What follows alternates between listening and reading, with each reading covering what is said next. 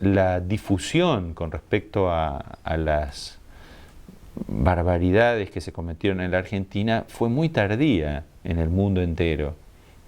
En parte porque Estados Unidos, digamos, todas las agencias noticiosas internacionales no fueron tapando todo esto mientras pudieron. Y en parte porque el mismo Partido Comunista, es decir, la Unión Soviética, como estaba en una situación en la que necesitaba, por el famoso bloqueo norteamericano, tener granos de la Argentina, entonces había tomado como línea, desde el año 76, el apoyo crítico.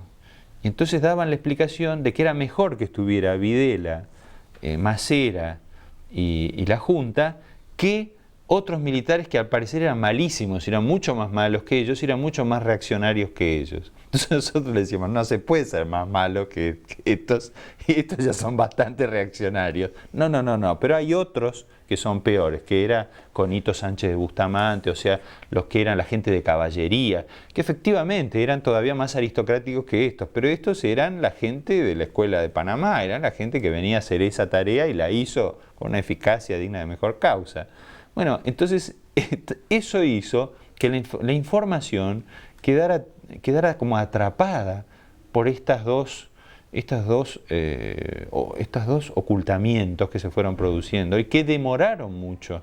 Y ustedes no saben la indignación que nos producía a nosotros el vernos excluidos dentro de lo que era el clamor universal, por ejemplo, por los atentados que se habían producido a la dignidad humana en Chile. Lo de Chile era un juego de niños con respecto a lo que estaba pasando en la Argentina en ese momento. Y sin embargo, no tenía difusión. Y a la gente no estaba sensibilizada, no entendía muy bien qué había pasado. Ya lo de Perón y el peronismo era algo indigesto, nunca habían podido entender, estaban todos en contra, les parecía una atrocidad con ese personaje Isabel y con López Rega, era algo de un descrédito ya previo. Cuando llegó el golpe la gente lo miró como con cierto alivio.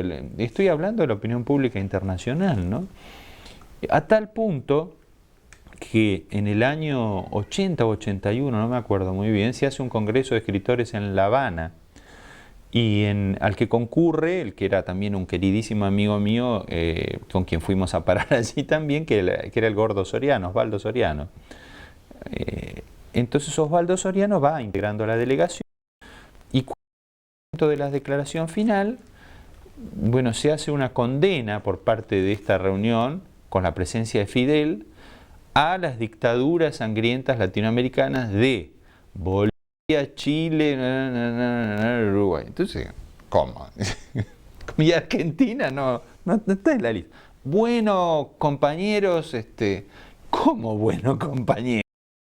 Entonces se retiró toda la delegación argentina, se fueron todos al hotel y exigieron que se cambiara esa declaración. Finalmente, que después de muchas idas y venidas, con la participación de Fidel, se consiguió modificar una parte de la declaración.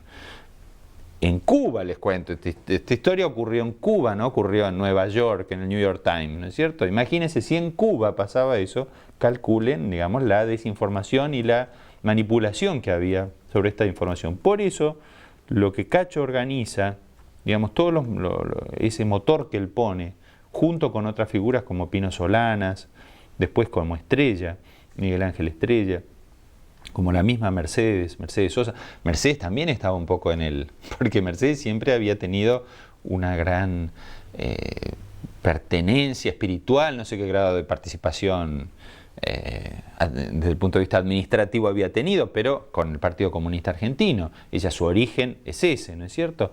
Por lo menos es una compañera de ruta de toda la vida del partido. Y el partido bajaba esta línea. Entonces, y ella a la vez sabía lo que estaba pasando. Ella se había dejado la Argentina porque le habían puesto bomba en el teatro, la habían amenazado, había tenido que salir disparando. Estaba muy mal en Europa anímicamente, no hacía nada, durante un año no hizo nada prácticamente. Es decir, que era una persona que se daba cuenta de lo que estaba sucediendo y tenía las noticias que teníamos nosotros. Pero la línea del partido seguía siendo otra. Entonces, lo que ella hizo verdaderamente fue muy elogiable desde ese punto de vista, porque ella tomó una actitud personal muy valiente y bueno, salió a denunciar y salió a luchar contra esta desinformación que había.